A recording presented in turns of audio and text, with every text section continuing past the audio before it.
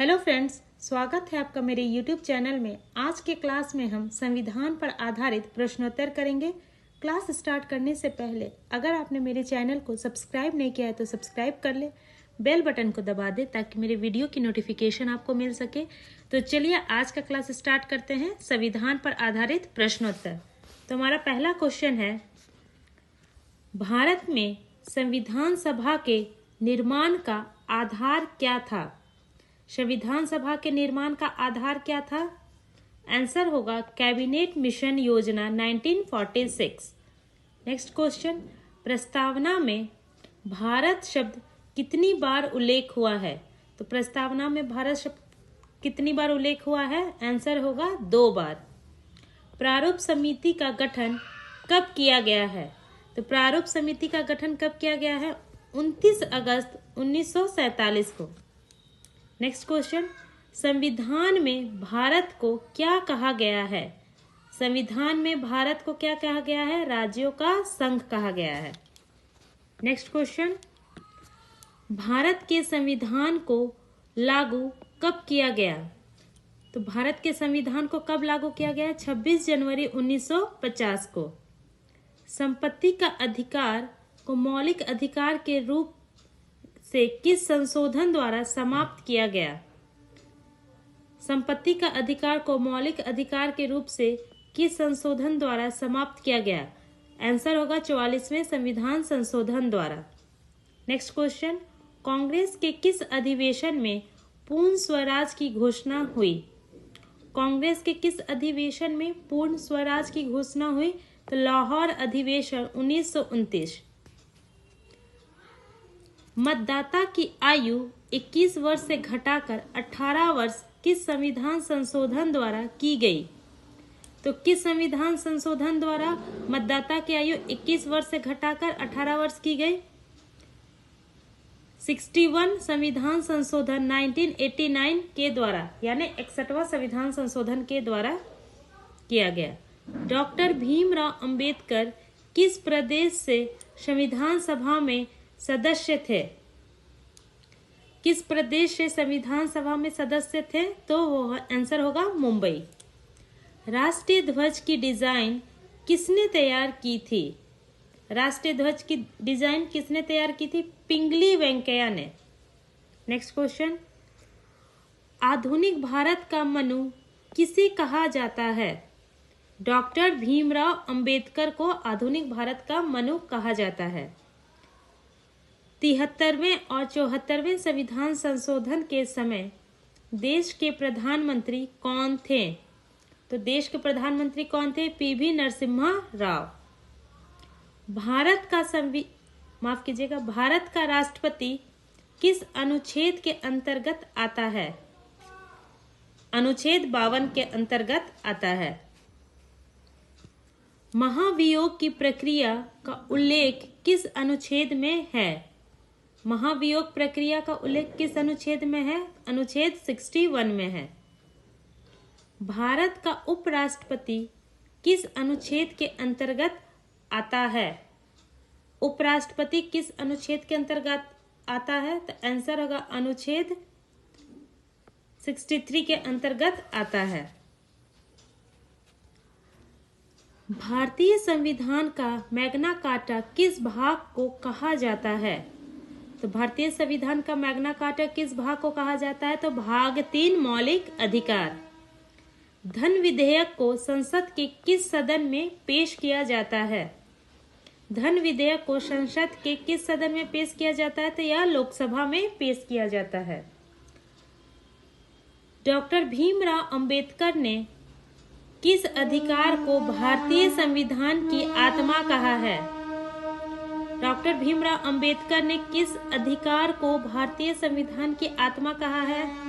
संवैधानिक उपचारों का अधिकार, अनुच्छेद 32 को। प्राक्कलन समिति में कितने और किस सदन के सदस्य होते हैं? प्राक्कलन समिति में कितने और किस सदन के सदस्य होते हैं? तो लोकसभा के 30 सदस्य होते हैं।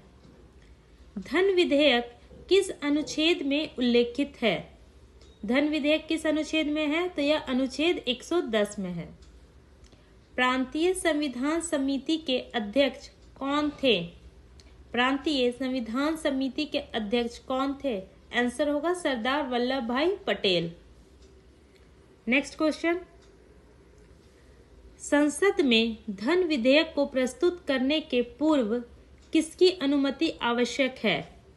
धन विधेयक को प्रस्तुत करने के पूर्व किसकी अनुमति आवश्यक है? तो राष्ट्रपति की अनुमति आवश्यक है।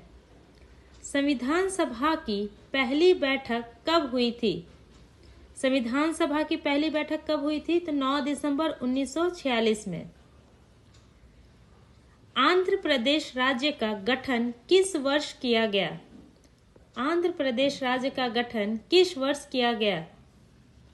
तो 1953 में किया गया। मतदाता दिवस कब मनाया जाता है? मतदाता दिवस 25 जनवरी को मनाया जाता है। संविधान सभा की प्रथम बैठक के अध्यक्ष कौन थे? संविधान सभा के प्रथम बैठक के अध्यक्ष कौन थे? तो सच्चिदानंद सिन्हा या अस्थायी अध्यक्ष थे। भारत सरकार का लेखांकन का कार्य कौन करता है? भारत सरकार का लेखांकन का कार्य कौन करता है? तो महालेखाकार करता है। नेक्स्ट क्वेश्चन, भारत सरकार का प्रथम विधिक सलाहकार कौन होता है? भारत सरकार का प्रथम विधिक सलाहकार कौन होता है? महान्यायवादी आंसर होगा। दोनों सदनों की संयुक्त बैठक को बुला सकता है। दोनों सदनों की संयुक्त बैठक को कौन बुला सकता है? तो आंसर होगा राष्ट्रपति। नेक्स्ट क्वेश्चन, भारत में प्रथम आम चुनाव कब हुआ? भारत में प्रथम आम चुनाव कब हुआ? 1951 से 52 में। 9वीं अनुसूची किस संविधान संशोधन द्वारा जोड़ी गई? तो 9वीं अनुसूची किस संविधान संशोधन द्वारा जोड़ी गई? प्रथम संविधान संशोधन द्वारा 1951 को जोड़ा गया। प्रस्तावना में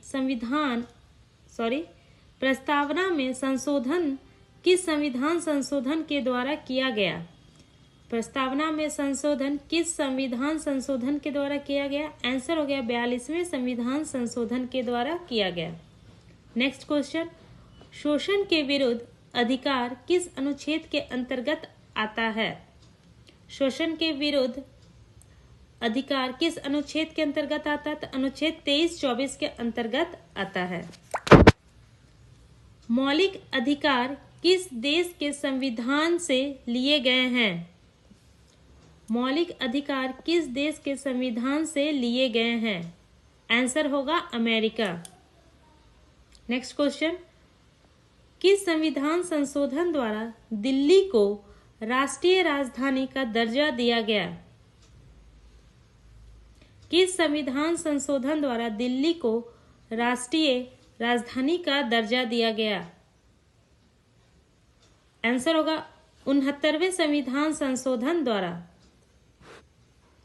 नेक्स्ट क्वेश्चन, किस सुधार द्वारा मुस्लिमों हेतु पृथक निर्वाचन प्रणाली लागू की गई?